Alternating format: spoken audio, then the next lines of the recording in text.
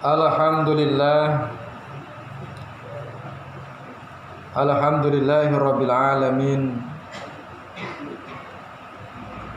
Wassalatu wassalamu ala asrafil anbiya'i wal mursalin wa ala alihi wa ashabihi ajma'in. Asyhadu an la ilaha illallah wahdahu la syarika lah wal awwal wal akhir. Wa asyhadu anna Muhammadan abduhu wa rasuluh la nabiyya ba'dah.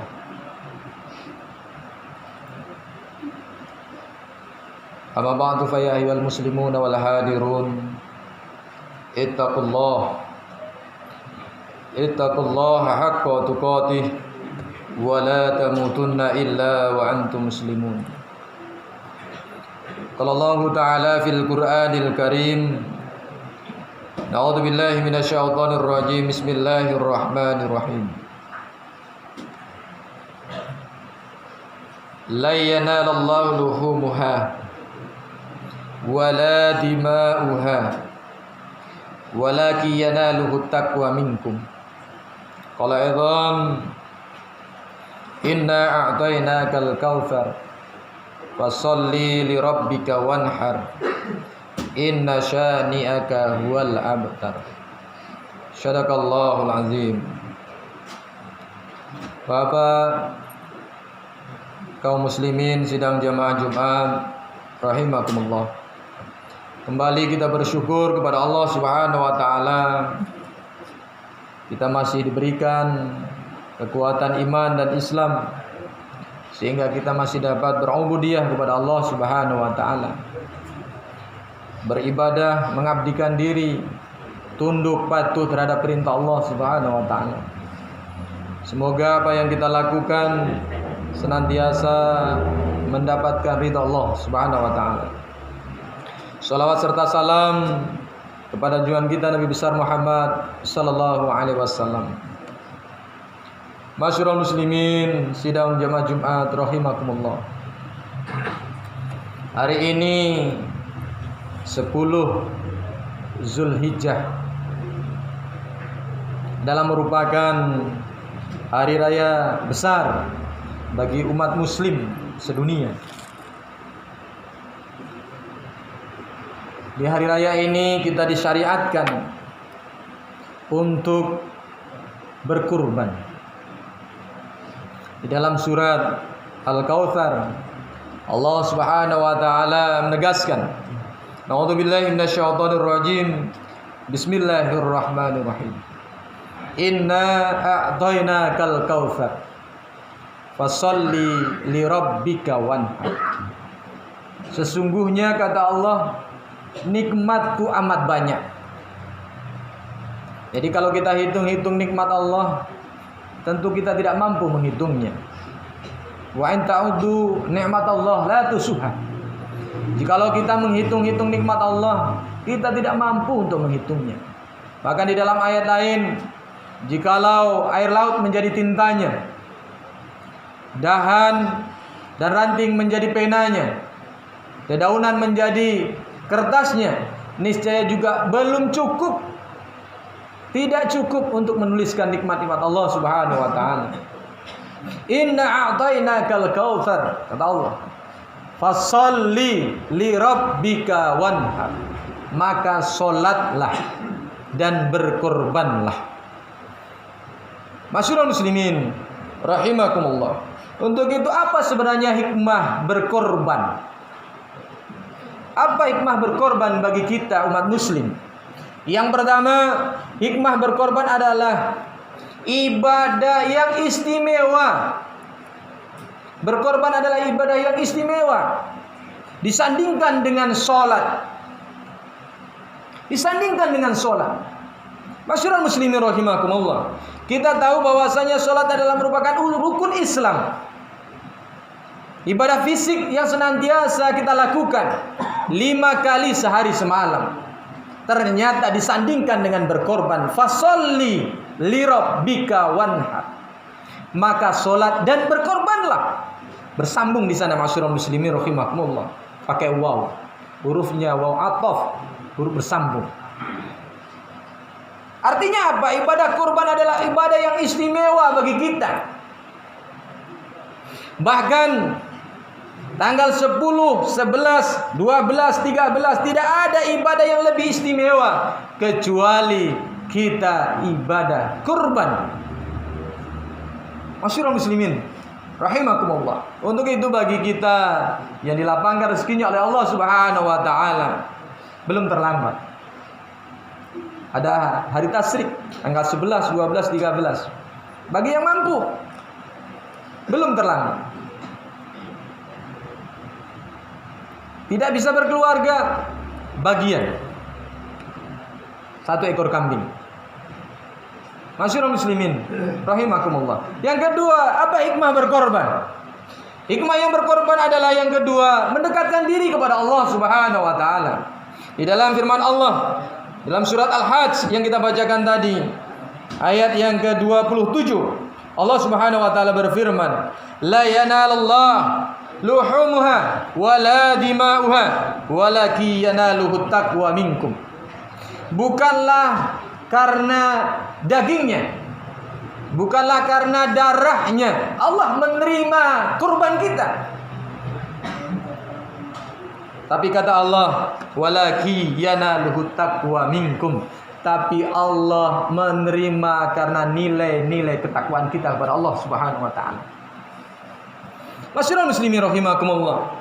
Ibadah korban adalah dalam rangka mendekatkan diri kepada Allah Subhanahu wa taala. Bahkan seluruh ibadah pada dasarnya adalah untuk mendekatkan diri kepada Allah Subhanahu wa taala. Ya ayyuhan nasu ubudu rabbakumul ladzi khalaqakum walladzina min qablikum la'allakum tattaqun. Adalah untuk mendekatkan diri kepada Allah Subhanahu wa taala. Sehingga apa? Ada nilai-nilai ketakwaan pada diri kita. Masyaallah muslimin rahimakumullah. Kita di dunia ini sering dihinggapi hubud dunia, terlalu cinta dunia. Sehingga terkadang kita terlalu kikir, terlalu pelit untuk mengorbankan sebagian harta kita di jalan Allah Subhanahu wa taala. Susah, begitu berat untuk memberikan sebagian rezeki yang kita miliki di jalan Allah Subhanahu wa taala. Padahal Allah mengatakan wa mimma razaqnahum yunfikun. Wa mimma razaqnahum yunfikun. Memberikan sebagian rezeki di jalan Allah Subhanahu wa taala. Bahkan di dalam ayat lain ciri-ciri orang yang dekat pada Allah, alladzina yunfikuna fis sarai wa dharra. Orang yang menyedekahkan hartanya di jalan Allah baik di waktu lapang maupun di waktu sempit. Mungkin sekarang ini masyarul muslimin rahimakumullah, kita dalam keadaan susah. Bahkan tadi ada kata-kata merana dikarenakan musibah yang melanda kita.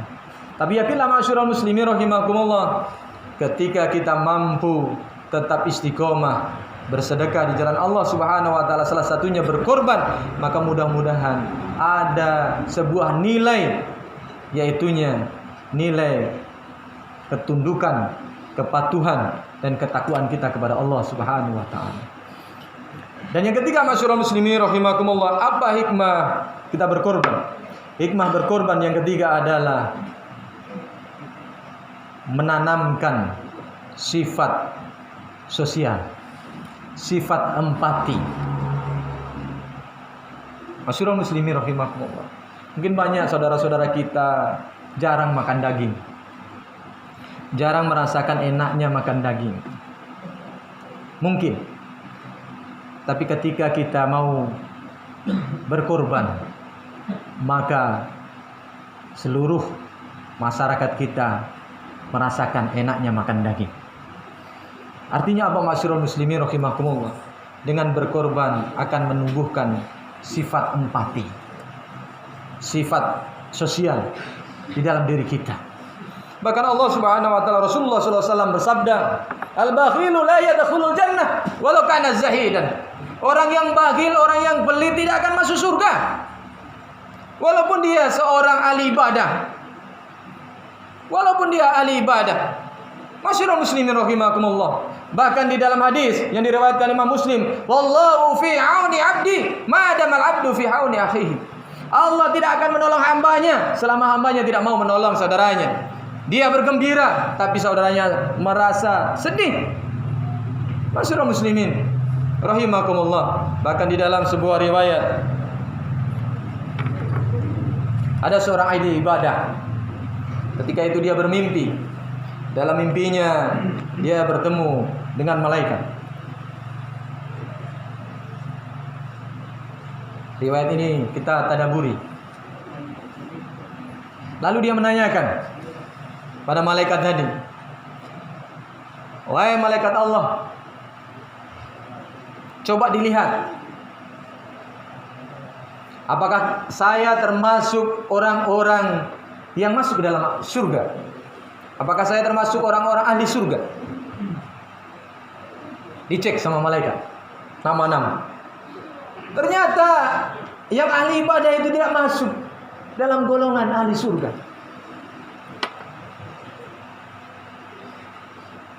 Sehingga membuat orang tersebut penasaran. Bertanya dia, "Wahai malaikat, kenapa selama ini saya ahli ibadah? Tapi kenapa saya tidak termasuk orang yang masuk ke dalam ahli surga?" Apa kata malaikat?